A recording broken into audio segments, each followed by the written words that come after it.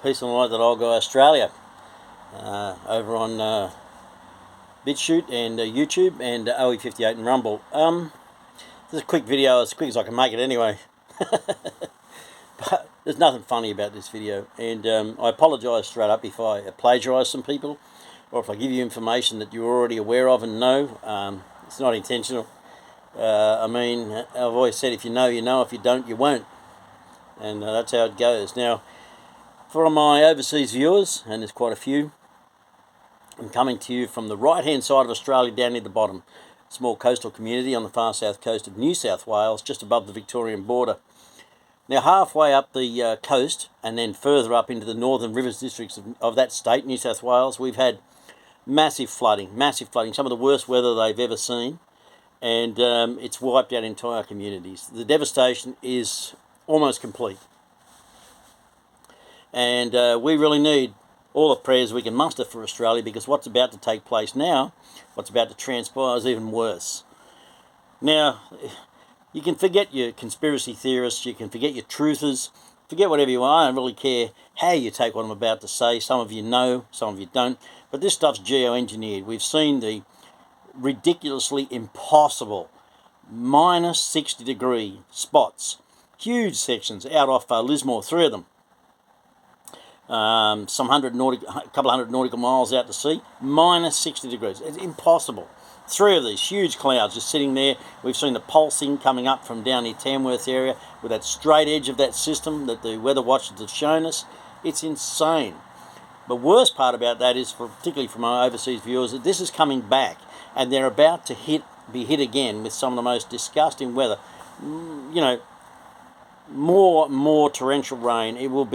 This will ensure the devastation of those communities on the Northern Rivers districts of New South Wales. Now, for those of you who've watched Tilly and others, and or Maria Z, you will be well aware that the United Nations mentions those parts of New South Wales in their reports. We know that they are wanting to build smart city networks up on the central coast of New South Wales. We know Australia's a test case for the UN. We know Australia's a test case for the coronavirus. We know Australia was a test case for the New World Order.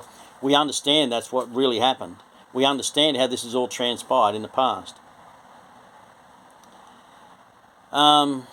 And for those who don't believe it, that's okay. You have your own opinions. I'm not particularly worried about it. In fact, have an opinion against mine. What I don't like is beige. You know, I don't care if you've got an opinion. You want to debate me, you want to take me on, that's not a problem. But don't have no opinion. We'll agree to disagree. You know, no way. Have an opinion. And if you're willing to stand by that opinion, then you can talk about your opinion and prove your opinion and debate your opinion even better. But don't have nothing. You know? Anyway, be that as it may. Excuse me.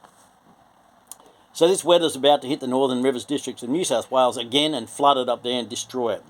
Now, you'll know that within probably 6 to 12 months, it won't matter which party gets in with the upcoming federal election, same bird, 2 wings, 1 bird. We saw what happened with the new Premier in South Australia. The Liberals got voted out, Labor got voted in. The first thing that Premier did was say that he was going to sign the same documentation with the UN, United Nations, that Palaszczuk's just signed up in Queensland. That's the same documentation that Dan Andrews signed in Victoria, and Premier Gunning signed in Northern Territory, and the Premier of Western Australia, Mark McGowan, signed. That allows UN troops and medical staff, on our soil in the advent of an outbreak of a virus. And we know that's going to happen. We're well aware that's going to happen, probably around winter. But how long it's going to take for this to settle in, we don't know. But this is going ahead at such a ridiculous pace now. It's picking up momentum, the ball's rolling, they're being pushed, the edges are fraying, and they've upped the agenda even faster and faster and faster. And we know what's going on. So these areas are going to be wiped out. It's tragic. What's going on up there is disgusting. It's pure evil. It's heartbreaking to see what's going on up there and what's about to take place. And I have no other way to describe it to you. You can think I'm the biggest nutcase under the sun, don't really care. As I said, if you watch Tilly or the others, you know, Maria Z or anybody, you'll know that this is what's taking place. It's not a conspiracy theorist. We're all truthers now. We're only a couple of months ahead of the mainstream media. They're catching up fast. But they're never going to tell you the actual truth. Now, I just heard a bit of information. I want to give it to you now. This is straight hot off the press as of today, Wednesday. Wednesday. Hot off the press. The Navy has, let me just start again, because I'm not going to be too particular with this, but the armed forces have been approached. The Navy in particular has been approached to provide over 100 personnel of current serving ships which are docked because they do not have the staff or the crews to run them. Now, I'm not sure if you understand how the Navy works, but if you've got, let's say for argument's sake, a duty officer or a watch officer, there has to be 3 of them for 3 rotating shifts. And if they don't have them, they can't go out. They cannot leave the port. All our ships are tied up at the moment. They're all tied up. Now, the government has demanded over 100 of those working personnel, who because they can't do anything with the ships, they're demanding that those personnel be given to the government, and they're going to be conscripted to be used in nursing homes in Australia, throughout Australia. Now, I can tell you personally that a lot of the staff that are involved in this and have been approached to be seconded, some have already put in resignations. Others have said if they try and force this upon us, we'll resign. We'll walk away from the Navy. And the attrition rate at the moment in the Navy is greater than the joining rate. You may not understand this, but the Navy's going backwards. The joining rate is way lower than the leaving rate. The exit rate in the Navy is huge. You have no idea what's going on there. If you knew what was happening with our armed forces, you'd understand what's happening with the UN and why this is all taking place. Because it's not just particular to the Navy. It's the same with the Air Force, and it's the same with the Army. But anyway, that's information I've received today. The government has demanded, and you won't see it on the media, won't see it in mainstream media, the government has demanded over 100 personnel from those ships to be seconded and put into nursing homes to help. These people are not trained for this. They're going to go and then wipe bums and whatever's got to be the case. They are not trained for this. That's not what they signed up for.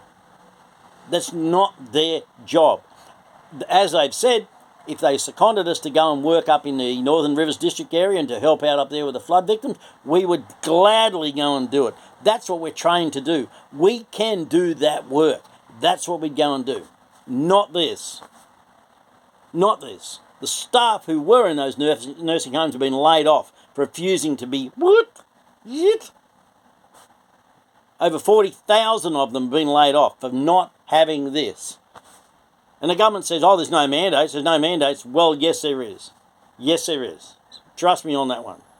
Anyway, I just want to touch base with that. And the last thing I want to say to you is all of those cards that you wonderful, wonderful, wonderful people who have donated money toward have been shipped off.